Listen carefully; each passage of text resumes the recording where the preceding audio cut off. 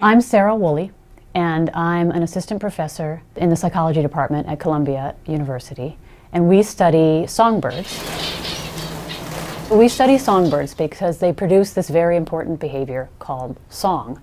It's acoustically complex. It is produced almost exclusively by males. Some species females sing, but in general, only the males sing. And that's because it's a courtship behavior that the males use to court the females. Typically, only males sing, and they sing a song to a female. So it's very closely tied with mating. And they sing a song to the female, and the female does an analysis on the song to assess the quality of the male as a potential mate.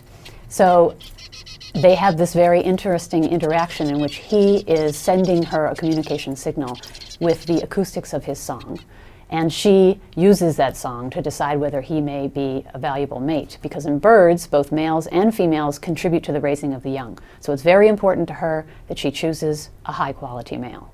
Birds in general produce many different sounds, but songbirds have the ability to learn this very complex sound that we call the song. The other sounds that you hear birds producing are calls, and they generally are not learned. They don't have learned components to them, and they are acoustically very simple.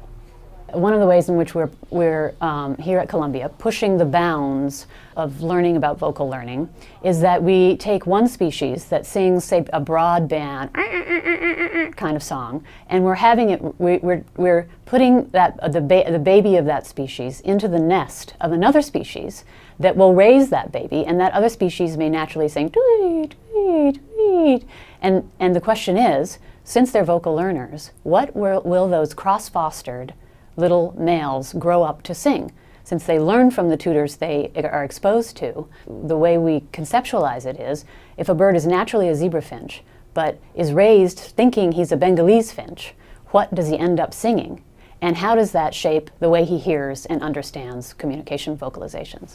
We may be able to figure out exactly how the auditory neurons, the auditory system in the songbird brain respond differently to communication vocalizations when birds have low circulating estrogen and when they have high circulating estrogen. If we can figure out the physiological basis for that, then we may be able to figure out what is wrong in the human brain when women experience sudden losses or gradual losses in their circulating estrogen levels and experience hearing problems. We could imagine that down the line, we could get some insight into human development disorders such as autism or early hearing loss, where the development of speech is compromised.